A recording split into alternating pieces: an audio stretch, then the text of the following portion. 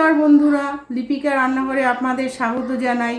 আজকে একটা নতুন রেসিপি নিয়ে এসেছি, সেটি হলো চিকেন ঘুগনি। এটি করতে যা যা উপকরণ লাগবে সেটি আমরা দেখে নিই।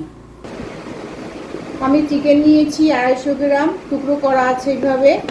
এটা 3 রকম ভাজা মশলা আছে, দারচিনি, লবঙ্গ, এলাচ আর জিরে আর শুকনো লঙ্কা নেওয়া হয়েছে।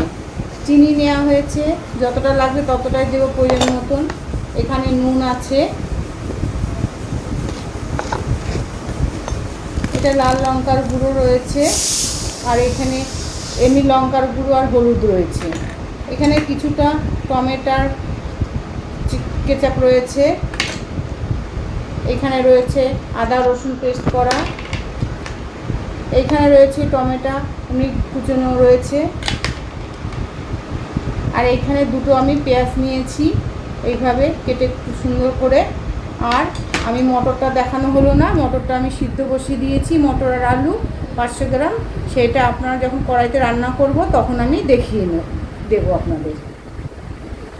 কড়াই গরম করা হয়ে গেছে, এবার তেল দিয়েছি, দেওয়ার পর এবার পেঁয়াজ কুচি দিয়ে দিয়েছি, আদা বাটা, রসুন বাটা, সব ভালো করে রসুন আর পেঁয়াজটা ভালো করে ভাজা হবে।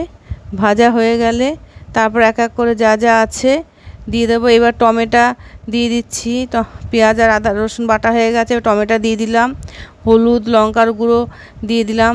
এতে আমি জিরের গুঁড়ো দেবো না, সামান্য ধনের গুঁড়ো দেবো। ঘুগনিতে জিরের গুঁড়ো দিলে খুব খেতে টেস্ট হয় না, ধনের গুঁড়ো দিয়ে রান্না করলে খুব টেস্ট হয়। এবার আমি 2 চামচ, ছোটো চামচে 2 চামচ আমি দিয়ে দিলাম ধনের গুঁড়ো। নুন দিয়ে দিয়েছি কিছু পরিমাণ, 2-3 চামচ ছোটো চামচে দিয়ে দিয়েছি যতটা লাগবে। এবার আমি টমেটো সসটা দিয়ে দিলাম, দিয়ে ভালো করে কষাতে হবে যতক্ষণ তেল ছেড়ে মশলার থেকে বেরিয়ে না আসে, ততক্ষণ আমি কষিয়ে যাব।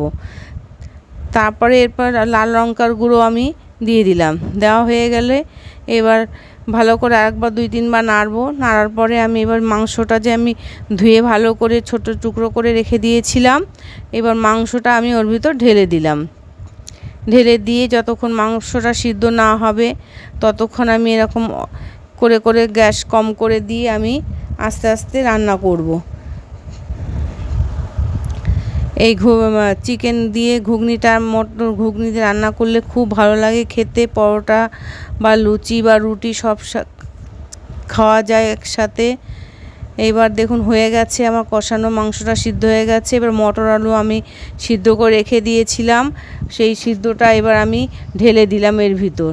আমি মটর আলু সিদ্ধটা আপনাদের আগে আমি দেখাতে পারিনি, এবার যেহেতু আমি সিদ্ধ বসিয়ে দিয়েছিলাম সেই জন্য দেখানো যায়নি। এবার আমি দিয়ে দিলাম ঢেলে, দেখিয়ে 500 মতন মটর আছে আমার এখানে। এবার দিয়ে ভালো করে একটু নাড়াচাড়া করব যাতে ভালো করে সব মিশে যায় সুন্দর করে। তারপরে আমি সামান্য জল দেবো, খুব জল দেবো না, মটরটা আমার সিদ্ধ হয়ে গেছে, মাংসটাও তো আমার সিদ্ধ রয়েছে। এবার আমি চিনি দিয়ে দিলাম সামান্য, ঘুগনিতে খুব বেশি চিনি ভালো লাগে না, ঝাল ঝাল হবে একটুখানি। এবার আমি ভালো করে নাড়বো যতক্ষণ না হয়। নাড়ার পরে হয়ে গেলে কিছুক্ষণ বাদে আমি জল দিয়ে দেবো।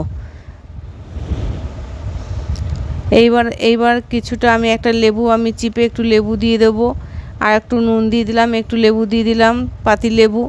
একটু টক টক মিষ্টি মিষ্টি হবে, খেতে খুব সুস্বাদু হয়। এইভাবে আপনারা করে খাবেন বন্ধুরা, আপনারা সবাই। এবার আমি জল দিয়ে দিলাম, জল দিয়ে এবার আমি কিছুক্ষণ বাদে আমি ফুটে গেলে নামিয়ে ফেলবো। এতে আমি গরম মশলাও দেবো না, কিছুই দেবো না। আমার হয়ে এসছে, দেখুন কি সুন্দর ফুটছে, রঙটাও সুন্দর হয়েছে, খেতেও খুব সুন্দর হয়েছে, মাংসগুলোও খুব সুন্দর সিদ্ধ হয়ে গেছে। এবার আমি 3 রকম ভাজা মশলা করে রেখেছিলাম, জিরে, ধনে আর 3 রকম গরম মশলা আসতো, সেগুলোকে ভেড়ে আমি রেখে দিয়েছিলাম। আমার দেখেন চিকেন ঘুগনি রান্না কমপ্লিট হয়ে গেছে।